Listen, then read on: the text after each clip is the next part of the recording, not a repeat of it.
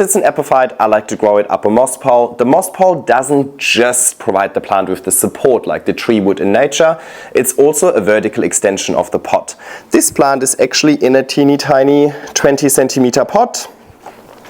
So not super large, because majority of the root system is actually within the moss pole. That also then gives me propagation benefits.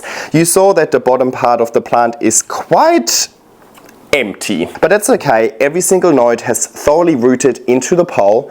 So what I can do, now that it reached the top over here, is I can chop the plant in half, pot up the top half, back into the pot. The plant is already propagated based on the root system within the pole.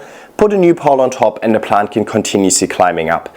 Now that sometimes sets back the plant just a little bit, but it really also depends on the conditions that the plant is grown in at the time of chopping it. So it's definitely something I will do before we hit autumn, probably next week, to be honest. So I highly recommend using a moss pole, because if you grow this plant from a small specimen, you're gonna have to stay patient. In my experience, this is the slowest philodendron, or the slowest velvet philodendron to actually size up. I bought it at the same time as a verrucosum, and the verrucosum took about half the amount of time to mature and grow really nice and large. Also, you need space, you need room. This plant has probably grown up 4 or 5 moss poles. I don't know the exact number anymore. It's been too many years and way too many chop and extends. But basically this process of chopping it and then re-extending, which I call chop and extend, I have done with this plant at least 4 times already. If I wouldn't be doing that process, the plant would be way too tall, right?